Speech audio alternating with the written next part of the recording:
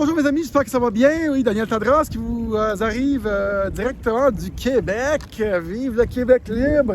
Ben oui, comment ça fait beau? Je me sens quasiment comme au Mexique. Quasiment un petit vent. J'aimerais vous conter une petite histoire d'amour du canal de Suez et de nos pays globalisés versus les pays du tiers-monde. Restez là. Je vous conte l'histoire de mes parents qui sont venus de l'Égypte. Bougez pas.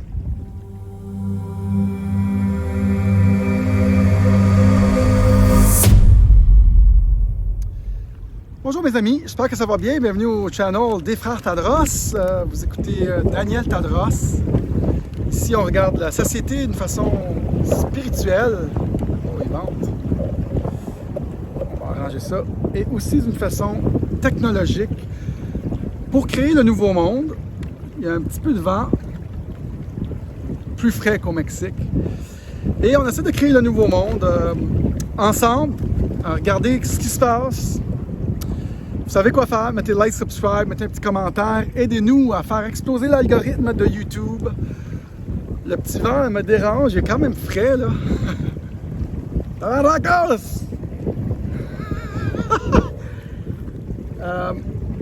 J'aimerais vous conter une petite histoire du canal de Suez et des pays globalisés. Mes parents sont nés les deux en Égypte. Ma mère était italienne. Et quand ma mère est décédée, il y a à peu près 7 ou 8 ans dans ces eaux-là, il y a un monsieur qui m'a écrit à moi, il s'appelait Ronaldo. Et Ronaldo m'a écrit et a dit je veux te conter une histoire parce que mon père aussi est décédé il y a quand même 15-20 ans maintenant. Puis il dit moi j'étais l'ami de toi, de ta mère et de ton père en Égypte. Et j'ai entendu parler de son décès, j'aimerais vous conter une histoire. Je vous conte cette histoire-là parce que ça me fait penser à une histoire d'amour. C'était super beau parce que ce gars-là a été témoin de la rencontre de mes parents. Je vous conte sous forme d'histoire d'amour, mais ils ont vraiment quitté l'Égypte parce que c'était un pays où il y avait beaucoup de guerres dans le Proche-Orient, puis ils voulaient venir ici pour un supposément meilleur pays pour leur famille, supposément, et je dis. Mais je vous en parle dans quelques secondes, mais ce Ronaldo en question, il écrit une belle lettre, puis il dit, c'était l'année 1963, et je relis cette lettre une fois par année à peu près, parce que c'est très beau. J'envoie ça à mes frères pour me rappeler le coup de foudre de mes parents. Et en 1963, mon père travaillait pour une compagnie de pétrole pour le canal de Suez, Petrolia, pour l'agrandissement de la raffinerie. Et ce monsieur-là, Ronaldo en question, était là. Et ma mère, elle est rentrée, elle avait 17 ans. Et ce gars-là a été témoin du coup de foudre qui a bien expliqué dans la lettre. Je voulais vous la lire, mais tu sais, c'est vraiment une belle histoire de mes parents qui se sont rencontrés. Puis j'apprécie vraiment lire ça. Bref, le canal de Suez est vraiment important pour le commerce international. Il y a le canal de Panama aussi. Qui est vraiment important, que j'ai été voir. Je ne suis pas retourné en Égypte. Moi, je suis né ici. Un de mes frères plus vieux, Richard, est né en Égypte. Bref, moi, je suis purement québécois, hein, Saint-Hubert, puis tout ça. Puis, mais mes parents pensaient avoir une meilleure vie. Puis, moi, je suis dans la gratitude là, pour le pays qu'on a. On a un beau pays quand même. On n'est pas dans la misère. Par contre,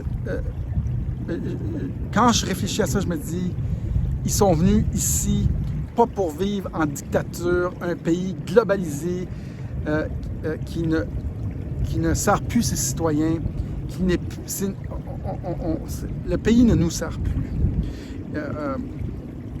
Le boss de nos pays, c'est rendu les banques centrales. Et les pays globalisés, c'est quasiment rendu les pires pays pour vivre présentement en dictature sanitaire. Qui aurait cru qu'un pays comme le Canada fermerait ses frontières, confinerait ses gens, aurait un état policier envers ses citoyens? Qui aurait cru ça? Si mes parents avaient su ça, jamais qu'ils ne seraient venus ici, au Québec, pour un meilleur pays. Je me plains un peu, il aurait dû déménager au Mexique, est-ce que tabarnakos qui fait bien plus beau là-bas? Mais honnêtement, je pense qu'ils croyaient vraiment faire une meilleure chose. Je ne crois plus à nos pays. Je ne crois plus aux pays globalisés qui ne servent que leurs créanciers. Je n'y crois plus. Je pense que le système est gangréné. Je pense que le système est faux. Je suis content qu'ils aient fait un bon choix pour nous. J'aurais aimé qu'ils aillent peut-être plus en Australie parce qu'ils ont appelé leur famille. Ma mère a appelé sa famille en Égypte et a dit « Hey, il fait ben trop froid ici, ne venez pas ici. » Et le reste de la famille, ma seule vraie famille, est en Australie, à Sydney. Imagine. Mes vrais cousins sont là-bas. Donc, moi, le seul point que je voulais faire aujourd'hui, c'est que je trouve que nos pays globalisés ne sont plus ce qu'ils étaient supposés être. Certes, on a un système médical qui marche presque aussi bien. On a de l'éducation. Ouais, on a de l'éducation. Mais on n'a pas un pays où nous sommes libres. Et les gens veulent être libres. Et on le voit durant cette crise sanitaire, pseudo-sanitaire, que nos pays ne sont plus là pour nous servir. Je remercie quand même mes parents d'avoir fait cela. J'apprécie lire leur histoire de quand ils se sont rencontrés, ils sont partis, ils se sont rencontrés en 63, ils sont partis en 66, 67 pour venir ici.